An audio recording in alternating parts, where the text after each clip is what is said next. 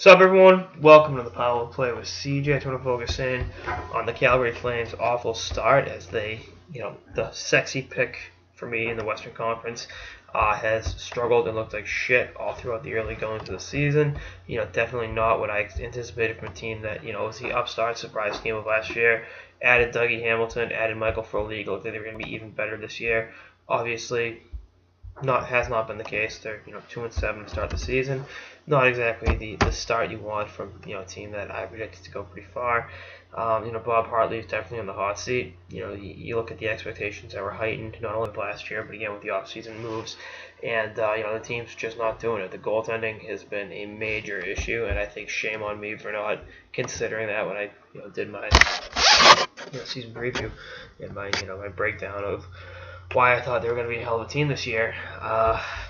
It's you just look at it and say to yourself, damn, if we're getting some consistent goaltending, maybe we're talking a different story here. Is it Carrie Ramos down in the minors now? You got Jonas Hiller and Ortio as your top, two going into it. That's maybe John Gillies gets a call up, gets a shot in the arm. I mean, I'm not holding my breath waiting on a 21, 22-year-old kid to save your season. I don't think that's fair to the kid. I don't think that's fair to the team either. So, it's just like there's so much talent on this team. They just haven't been able to put it together. I want to see more out of. I mean, we've seen Johnny Gaudreau in flashes this year, but I want to see him take his game to the next level. Avoid the sophomore slump. Can Sean Monahan do better?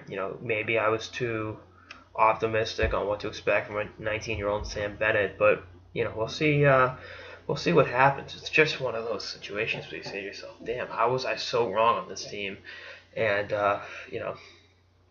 that's just, hey, it happens.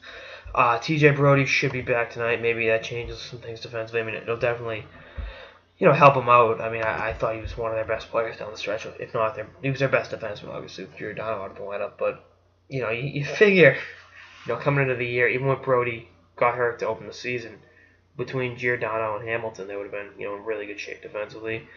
Hasn't been the case. Dougie Hamilton's lost out there. It doesn't look like he's as much of a round peg in a round hole as I thought he'd be. I think he's got 1 goal, no assists on the season, minus 11.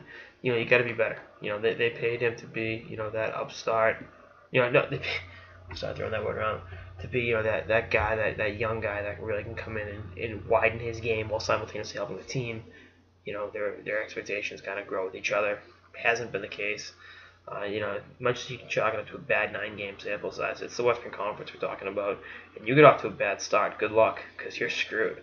So we'll see what happens, the next few weeks. But definitely, getting Brodie back's a good thing. But how much of it will impact the Flames in the standings, we shall see.